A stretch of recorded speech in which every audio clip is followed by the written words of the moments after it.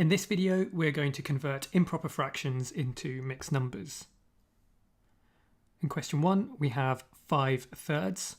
I'm going to use the help of a diagram in this case.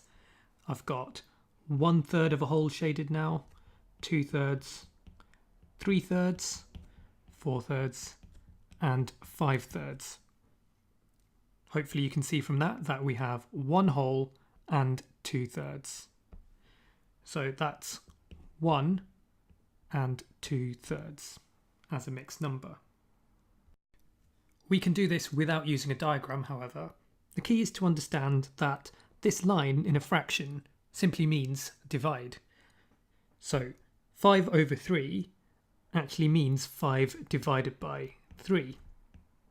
And 5 divided by 3 you might think of as 1 remainder 2. That's because 3 goes into 5 once and there's still 2 left over. However, once you understand fractions, you can do division without actually leaving a remainder. Let's think about this. You've found that 3 goes into 5 once, but you've still got 2 left over that you still need to divide by 3. And 2 divided by 3 is simply 2/3 or 2/3. Remember, this line here means divided by. So I can think of this as follows. 5/3 is 5 divided by 3, which is 1, remainder 2, except that remainder of 2, I still want to divide it by 3, and I can do that simply by putting it over 3. Let's take a look at question 2 using the same method. 14/5 is the same as 14 divided by 5. 5 goes into 14 twice, and there's a remainder of 4. But that remainder of 4, I don't want to just leave it as a remainder, I still want to divide it by 5.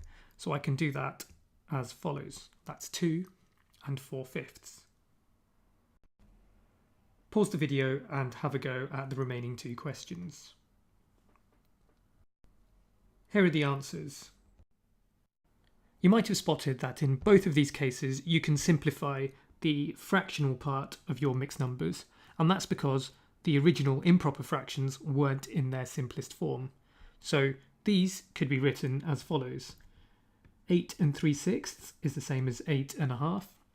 8 3/9 is the same as 8 1/3. You could also have done this by first simplifying the improper fractions and then using the same method where you divide. I just want to highlight something else. In both of these cases, we ended up with 8 remainder 3 when we did our division. That doesn't mean that we end up with the same answer. As you can see, we got 8 1/2 in question 3 and 8 1/3 in question 4. And that's because the remainder of 3 is being divided by different amounts in each question.